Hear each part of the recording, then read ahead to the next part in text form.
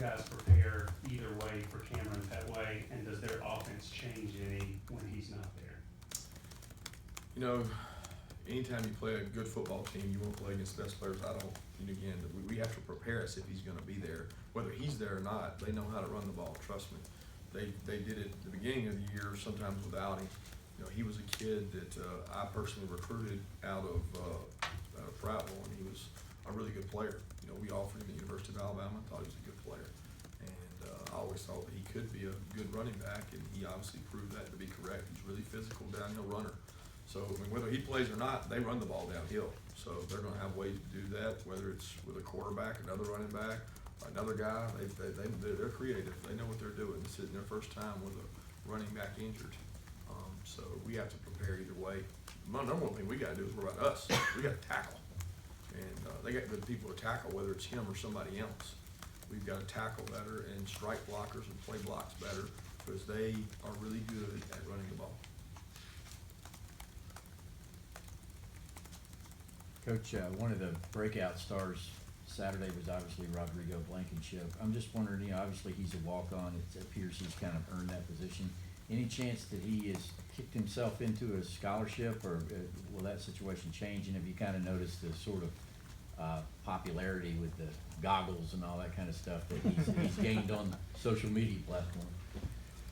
To be honest with you, the last 24 hours have been all, you know, work and no play. I haven't noticed the social media aspect. As far as the other part of your question, I don't know. We determine that kind of stuff at the end of the year. We go look at the whole and kind of where we're at, go through recruiting.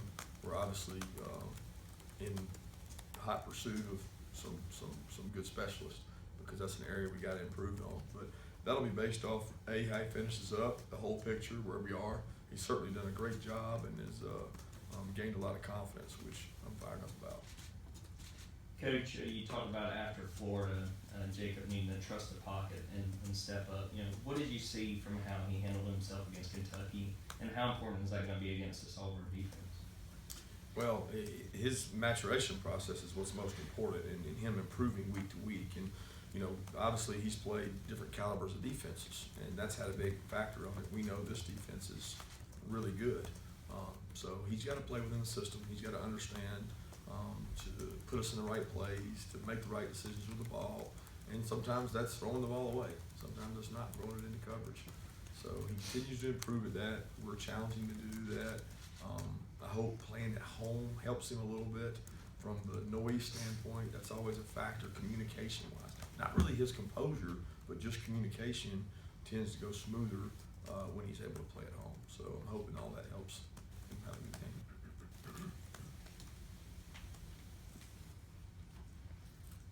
Coach, a guy we haven't seen at practice and hasn't traveled the last couple weeks, Kirby Choates. Is there anything going on with him right now? And just kind of wanted to check on his status. Yeah, Kirby's focusing on academics right now. It's kind of a joint decision that he was struggling with some things, and we wanted him to focus on the academics, and he's been doing that. I guess when it comes to their rushing offensive success, everybody points back to 2013. Are they running about as good as they did during that season? And also, what type of wrinkle does Franklin add when he comes in? Well, they're running the ball at a success rate that I don't know that is comparable to, because it's staggering numbers. In case where I read somewhere where 3 or 4 of their largest offensive outputs in the history of the school have been this year, and they're really physical. And Franklin brings a dynamic of speed. He's got a speed element that is really unmatched. I mean, the guy's 4x100 relay at Florida State before he leaves. That tells you enough that he's really fast, and he brings a new dynamic. But yeah, they're good at running it because they're really stubborn at doing it. They do it really fast, and they've kind of always been that way. But they're doing it at a clip now that's kind of untouched. Kirby, you guys have had wins on 3 road stadiums, but you've had 2 losses. What do you think about home field advantage? Is that something that is that a real thing, or have you got that going? No, I don't think it's anything about home or away. I think it's the demeanor with which you approach those games. I think it's important that we try to keep a routine for a game, and whether it's home or away, we try to keep the same routine, making sure the players have the same amount of, whether it's free time or rest time or focus time, trying to keep that consistent from a home game to a road game, which sometimes it's not. Sometimes on the road game, you get away from things more, you get isolated more. But as far as that goes, I think the crowd obviously is a difference, and the momentum of the crowd is big at home. I think that helps. Coach, after Tyler Catalina left the game with a leg injury, you shifted Isaiah Wynn over. What did you sort of see with him there, and will you continue to look at that as an option as Tyler sort of rehabs his injury? Yeah, Isaiah went out and did a nice job. He reps there every week. You know, we talked about in practice, we do a rotation where we have scenarios played out where if any guy goes down, we know how to mix and mingle those guys. So it was not unique to have to play that way. We'll continue to have guys compete in practice to try to figure out who the best five are like we always do. And, that'll continue, but I mean, Isaiah has to get reps out there just in case something happened to Greg or Tyler. So that will continue from that regard. Kirby, I wanted to ask a question about offensive identity. It seems like with Jacob and even in the running game, you all do pretty well. You spread it out, shotgun. Does that clash at all with what you want Georgia football to be about? Is there, I think you know what I'm getting at. What are you comfortable with that? I don't know if I do know what you're getting. I think you're saying, should we be a wide open spread team with Jacob as opposed to a two-back run team? Yeah, I mean, Well, it seems like the offense has done pretty well this year when you run out of the spread and the shotgun.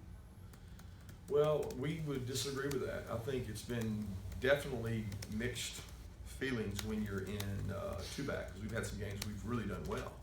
I mean, really done well. We run the ball well. The other night, you could argue we ran the ball really well out of two-back, two tight end sets. We ran the ball well. We were able to do that.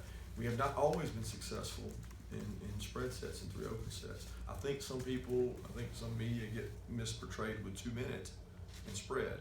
You know, there's two different dynamics there. Teams play different coverages before the half. Teams play different defenses at the end of the game.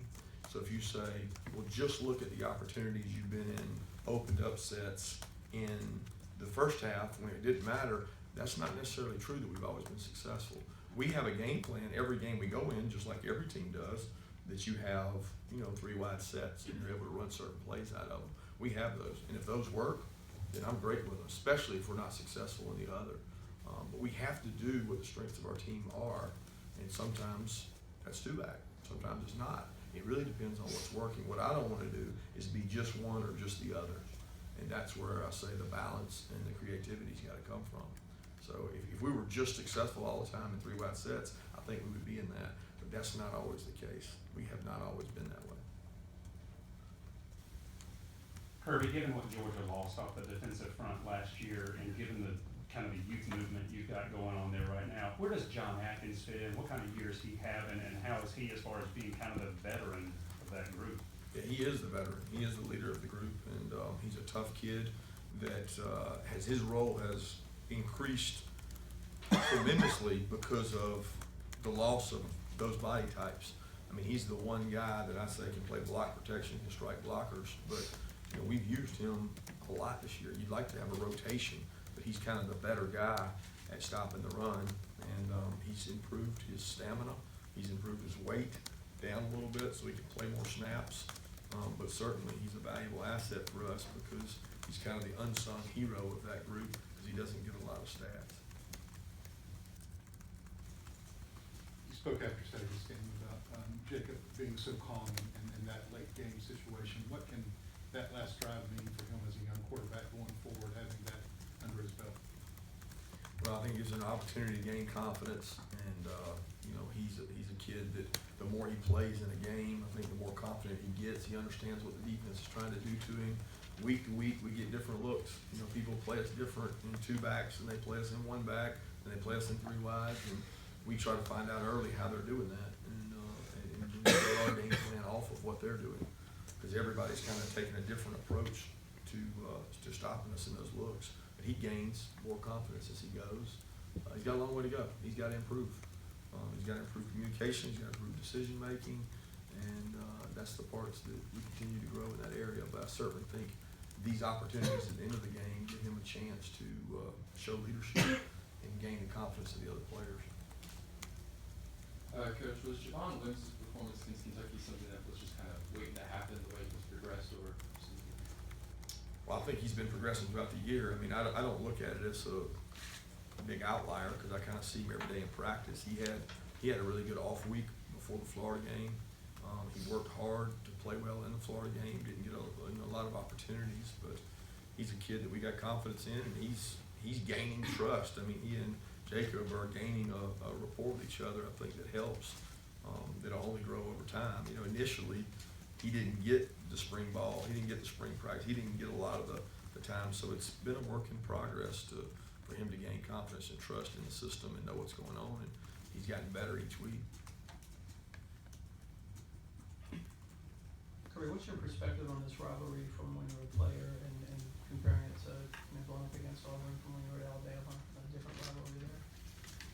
Oh, it's one of the best. I mean, it's one of the greatest rivalries, I think, in college football when you talk about Georgia and Auburn. I think historically it's been very balanced. You know, I mean, there's some similarities in the two stadiums, similarities in the programs. I mean, you look at Coach Dooley, Coach Dye, where they came from. I mean, there's a tie that bonds. It's an interesting rivalry. It's always heated.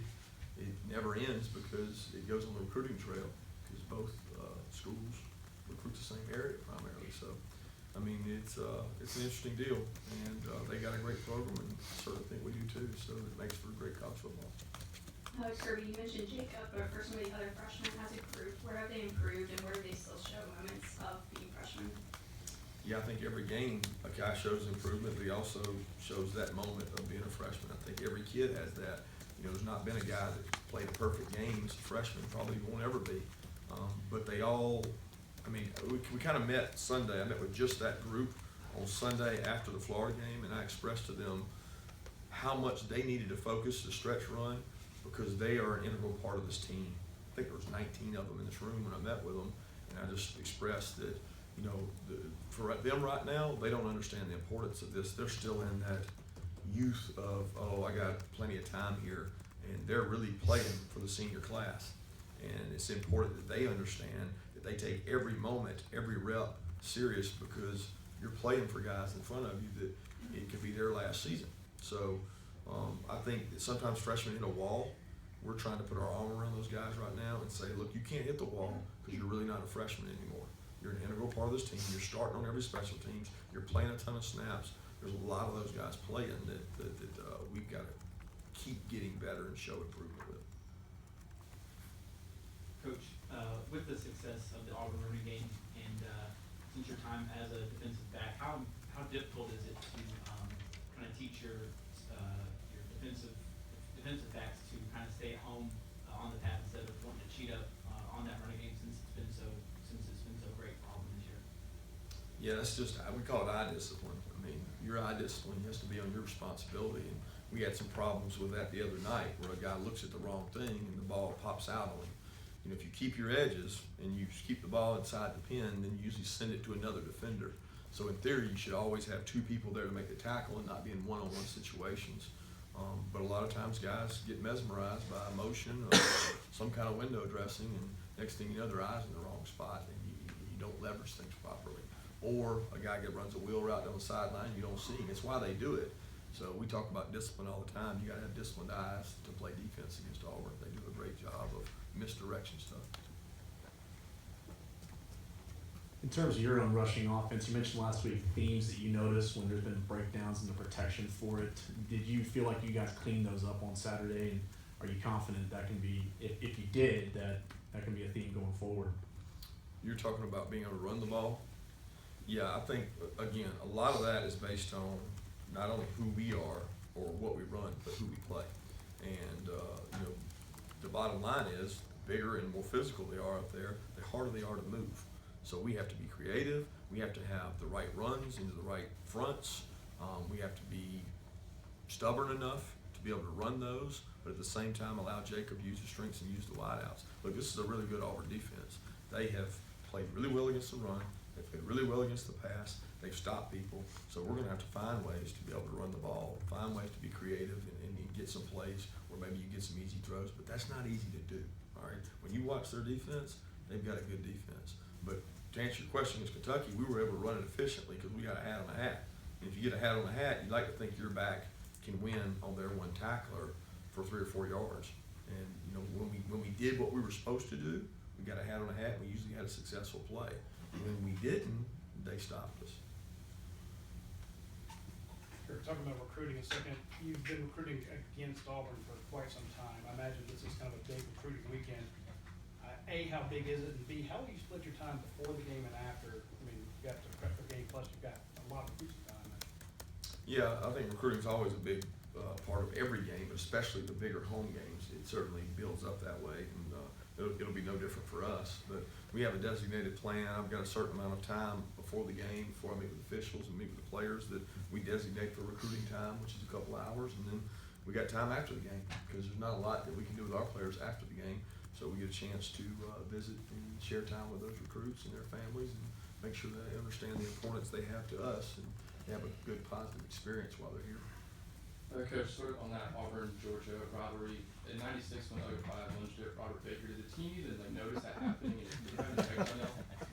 No, I didn't notice it. I don't remember it at all. I do remember the posters and the pictures now. They're all over everywhere, but I didn't at the time notice it. Two-part question. Was the sideline warning the other night against you? And what is the dynamic like with Scott Sinclair always kind of having to grab your behind? Right. The dynamic is, there is no dynamic for me. It's just passion and energy and trying to help the kids play well. And maybe they can't hear me, maybe they can, but there's certainly things that we're trying to help them with to play good and execute. As far as I'll take the blame for the warning, but it was actually a penalty. There was a warning and then a penalty. So, I mean, it really doesn't matter. We had it, so at the end of the day, it's on all of us. You mentioned Auburn's defense. Carl Lawson, the guy that's made a lot of plays for them. What kind of stands out about him, and what's the challenge like trying to stop him? Yeah, he's a dynamic pass rusher, dynamic player who challenges. There's nowhere where he's at. You know, they've been creative in ways they've moved him around, and I think that frees him up to do more and kind of expand his role where he's not in one place all the time. Because if you're in one place all the time, then obviously you can find ways to protect him, but they do a good job moving him around. And you gotta know where he's at, and you can't put yourself in situations where he's at his most dynamic. I mean, he's at his most dynamic when they know you have to pass the ball, and that's when he's at his best. And you try to avoid those. You want some balance, and you don't want to be in situations where they know you have to pass the ball. Last question.